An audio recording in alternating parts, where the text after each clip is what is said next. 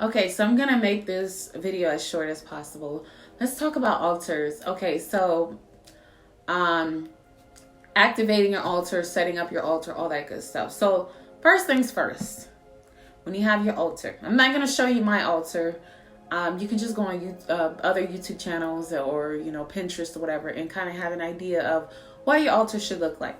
Rule number one: your altar should be clean, cleansed, and blessed or whatever.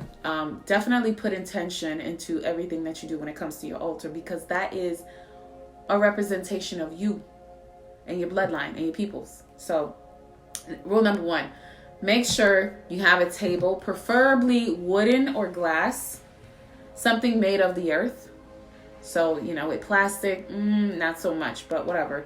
If you can't get that, then I'm sure your spirit team will work with you, whatever. But preferably something of the earth. So you get a table.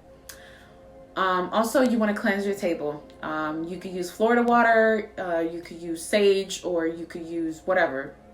You want to cleanse it, whatever. Cleanse it, like literally take a cloth, put some Florida. I prefer Florida water. And if you have some bay leaf, put some of the bay leaves in the water. So if you have like a bowl of water and bay leaves and Florida water. But that me, I'm a little extreme. So that's what I'll do. But Florida water is fine, or some sage. You want to take the cloth, if you go the route that I do, and dab it in the water and kind of like cleanse and pray over it, and just say, taking off old negative energy, whatever. Also, you want to have a white tablecloth. I recommend white because it represents purity. You want to start off as pure as possible. You want to ensure that, you want to purify the table. You're cleansing it, now you're purifying it with the white cloth. Also, you want to start off with a candle. It could be a 7-day candle. I do 7-day candles because I'm like, okay, I like for my altar to be, moving for a few days, just talking to my ancestors and having a light. So I'm going to have a candle. If you have a 7-day candle, kudos to you. If not, that's cool too. I still burn tea light candles for my altar. No problem at all. So you want to have so a cleansed table, you have your tablecloth, you have your white candle, a glass.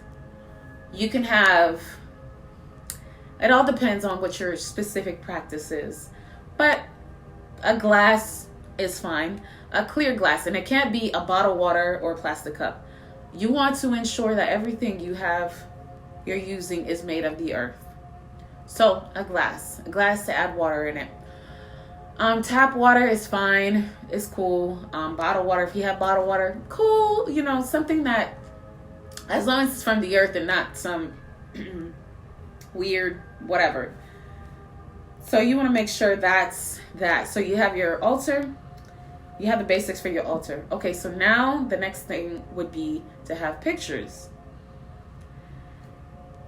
It could be a picture of your grandfather, grandmother, great, whatever, anyone. And also, so those are the basics that you need for your altar. Based on your practice, for whatever practice you're doing, then you can add more things. But that's just the basic to start off. So at least every week, dedicate a time or a day specifically for your ancestors, because you want to activate your altar.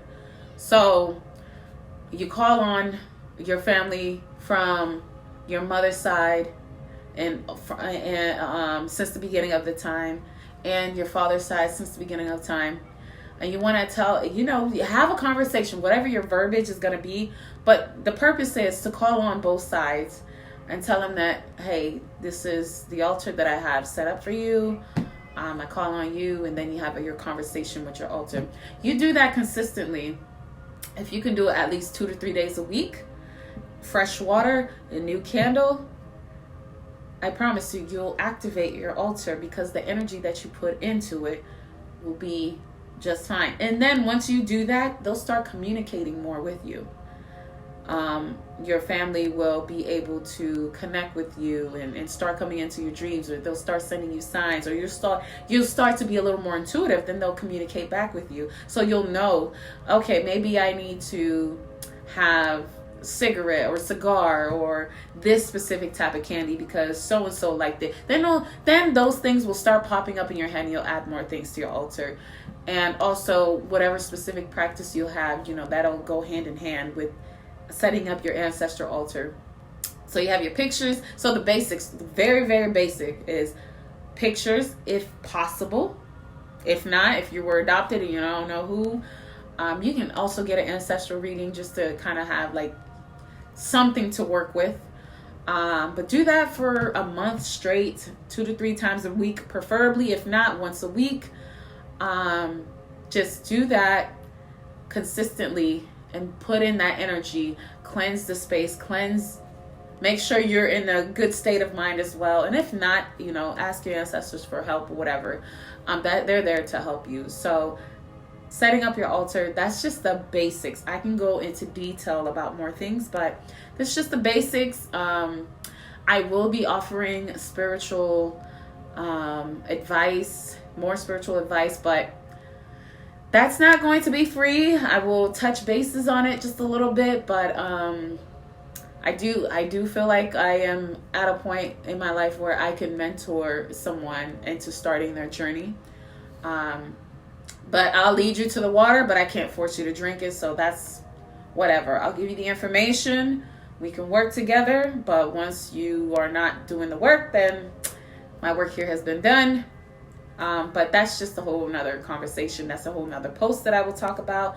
But right now, let's stay on topic because sometimes I like to get off topic. But anyways, your altar, real basic.